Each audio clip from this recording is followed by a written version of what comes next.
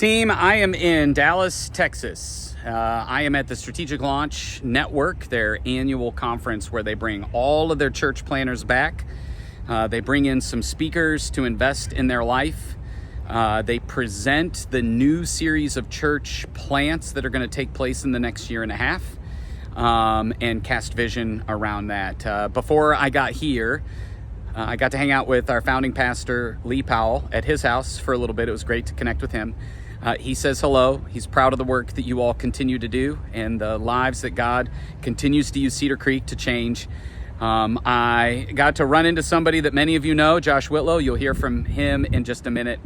I've also invited the director of our cohort that I'm a part of, where we've been able to, the different multi-site churches that I've connected with, Josh Surratt, Joel Thomas, Aaron Brockett, Kevin Queen, some of those guys. You're going to hear from him as well.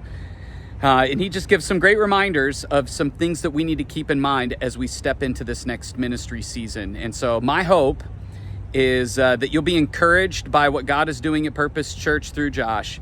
And I think Sean gives us some timely tips as we begin to step into this upcoming weekend and at the movies and then ultimately Christmas, January preach-off.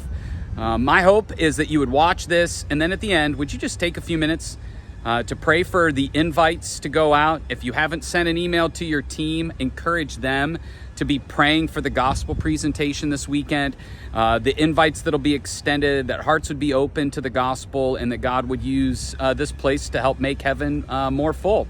And so that's my hope, my prayer, and my encouragement to you. Team, look who I found. What's up, people? Josh, what's 3 things you're celebrating right now at Purpose Church? All right, 3 things. 1, we did a tithing challenge last week, and we've had multiple people take the step of tithing, like they're giving, and at the end of their giving, it's like 0.53 cents, which I'm like, that's a tithe, baby. That's right. I love that. That's not just a random number. Exactly.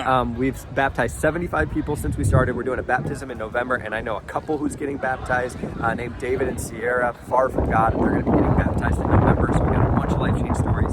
And then the third thing is we do this discipleship class right after the service, and I'm getting multiple texts from people throughout the week of just like, hey, the guy I'm discipling or the girl I'm discipling is getting into the fabric and the work of our church of seeing people actually being used by God to disciple others and help them draw closer to Christ. Yeah, so, dude, that's awesome. What is something that we at our church and our team can be praying for you for? Yes, so we are desperately praying that we can get to 2 services. Our prayer is January, but we would... Don't you have snow in January, though? Oh my gosh, dude, it is nice in January. It's been terrible in October, I'll tell you that. But we need like an increase of about 100 adults in our weekend services to be able to do that. So that would be like still like a 30% increase of what we're running, because we're at like 230 or 240. But if we can hit 350 adults, we can go to 2 services. And I am praying we can do that in January, because that would be such a huge thing for our church and for our team. Oh, man. Well, we'll be joining you and praying for that. We celebrate you, love the work that you're doing. And so I'm glad you all got a chance to hear from him firsthand. I miss you all. What God's doing. Team, I ran into Sean Morgan. I don't know if you've ever seen Sean, but he leads the Ascent Leadership Group. It's a collection of cohorts, podcasts, and other resources to help churches, church planners.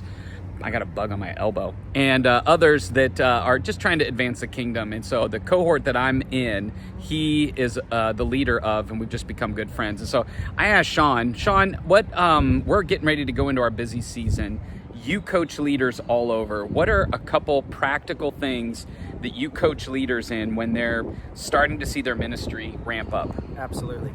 So 3 things for you, and then I got a 4th ad. The first one that I want to talk to you about is enlist the support of your family through prayer. Just go to your family over the dinner table and just talk to them and say, I got a crazy season. Here's what it's going to look like. Would you guys pray with me about the impact that God's going to have through our family, through my role? The second thing is guard your margin. In seasons where we're busy, we often drop things like personal health, diet, rest, and our quiet time. So guard that. Make sure you continue to prioritize that. And the third thing, I think I'm doing these in order. The third thing is your team. Dedicate yourself to a higher level of unity with your team. Don't let little things destroy the rowing in unison that you need to have with your team. And the fourth thing I want to tell you is you have an incredible senior pastor. I've been journeying with Ben. He did not know I was going to say that, but I've been journeying with Ben for 8 years now in leadership, and you have an incredible lead pastor, one of the absolute best. I have the highest regard for. Go Cedar Creek. Oh, thanks. Appreciate it. Great words of advice. I love that. And maybe even a little prophetic for an upcoming series.